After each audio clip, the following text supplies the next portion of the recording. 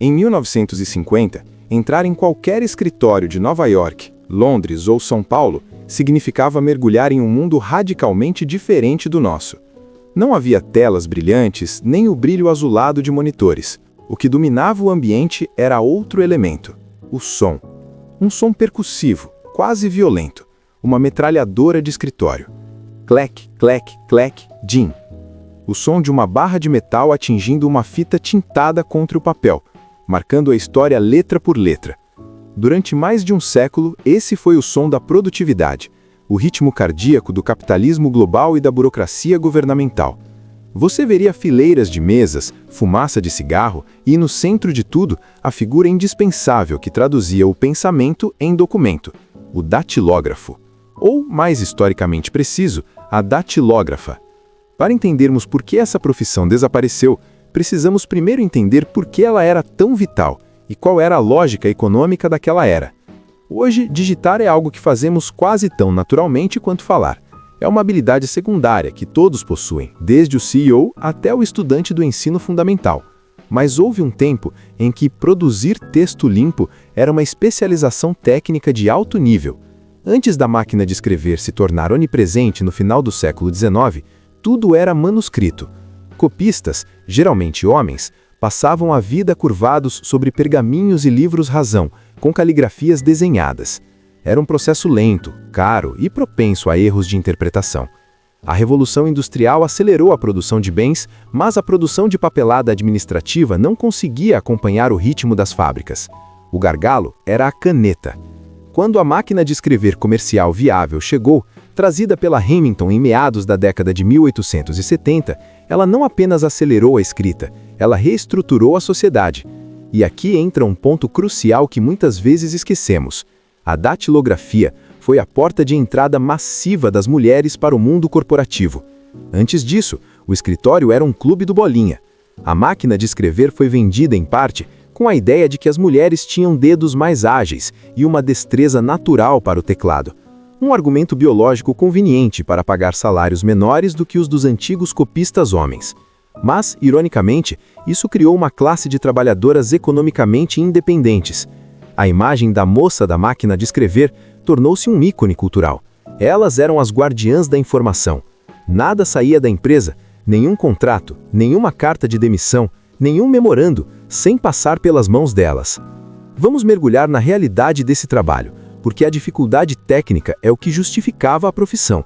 Digitar não era apenas saber onde ficavam as letras, era uma performance física e mental, de alta pressão. Pense na mecânica da coisa. Você não tinha uma tecla backspace que apagava o erro magicamente.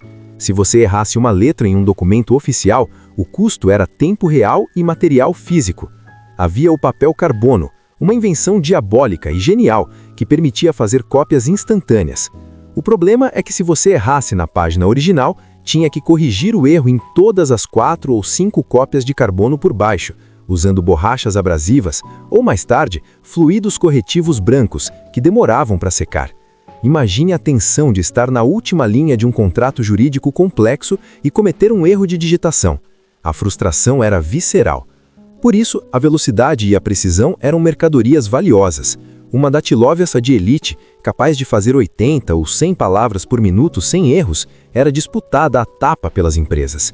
Havia competições de datilografia que enchiam auditórios, onde campeões eram tratados como atletas mentais.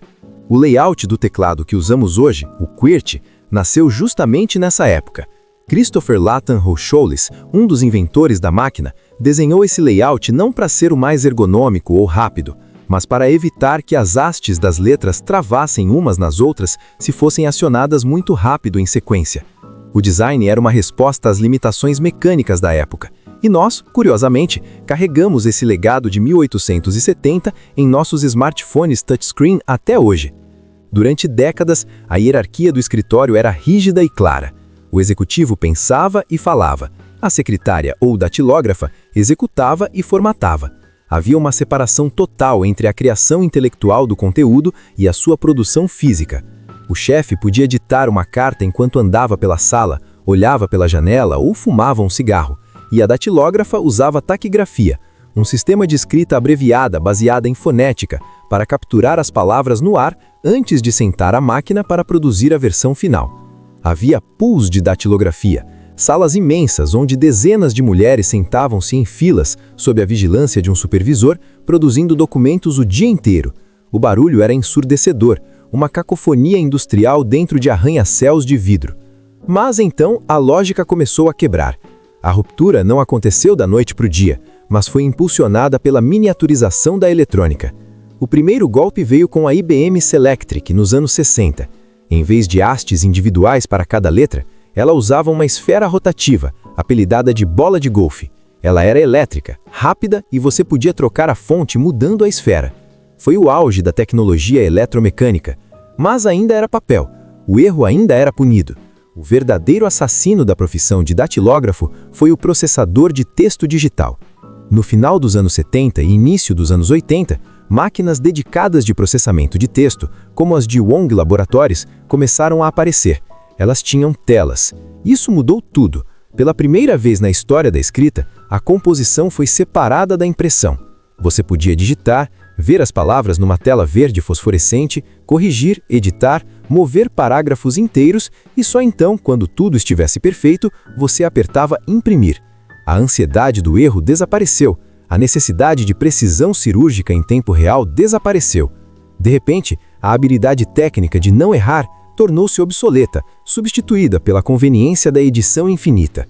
A revolução do computador pessoal, PC, na década de 1980 e a chegada de interfaces gráficas amigáveis nos anos 90 selaram o caixão. Mas houve uma mudança cultural ainda mais profunda que acompanhou a tecnologia: a democratização da digitação. À medida que os computadores invadiram as mesas de todos os funcionários, não apenas das secretárias, a dinâmica de poder mudou.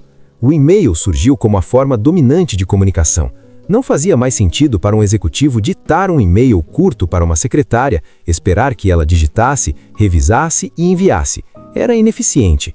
Os chefes começaram a digitar, no início de forma desajeita, com 2 dedos, a famosa técnica de catar milho. Mas a barreira de entrada havia caído.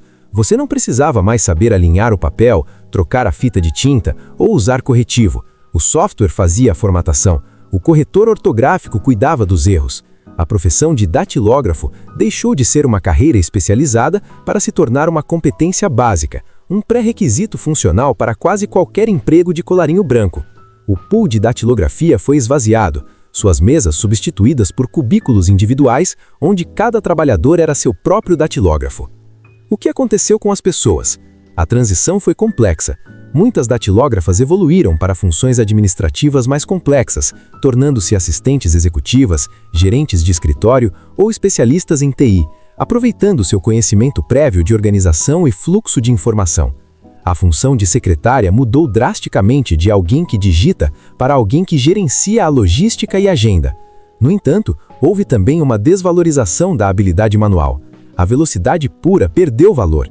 Ninguém mais pergunta quantos toques por minuto você faz em uma entrevista de emprego, a não ser que seja para um trabalho muito específico de transcrição ou legendagem. Hoje, as máquinas de escrever são objetos de fetiche. Elas vivem em lojas de antiguidades, em mesas de escritores que buscam uma conexão nostálgica com o passado ou em museus de design. Há um movimento de resistência, uma subcultura que valoriza a máquina de escrever justamente pelo que ela não faz. Ela não tem internet, não tem notificações, não tem distrações. Ela obriga você a pensar antes de escrever, porque o custo de mudar de ideia é alto. Escritores como Cormac McCarthy e filmanistas como Woody Allen mantiveram-se fiéis às suas máquinas mecânicas muito depois que o mundo se tornou digital, argumentando que a resistência física das teclas ajuda no processo criativo. Mas o legado econômico é o mais fascinante. A extinção do datilógrafo nos ensina sobre a natureza da automação. Muitas vezes pensamos que a tecnologia substitui o trabalhador fazendo exatamente o que ele fazia, só que mais rápido. Mas não foi isso que aconteceu aqui. O computador não substituiu o datilógrafo, criando um robô que digita em uma máquina de escrever. O computador eliminou o processo intermediário. Ele fundiu o autor e o editor. Ele colapsou a cadeia de produção de documentos. O som do escritório mudou. O clack-clack-din furioso foi substituído pelo clique suave de mouses e teclados de membrana e pelo silêncio de fones de ouvido com cancelamento de ruído. Perdemos a fisicalidade da palavra. Quando você segurava uma folha datilográfica, você sentia o relevo das letras no verso do papel, a força que foi aplicada ali. Era um documento com peso, com textura.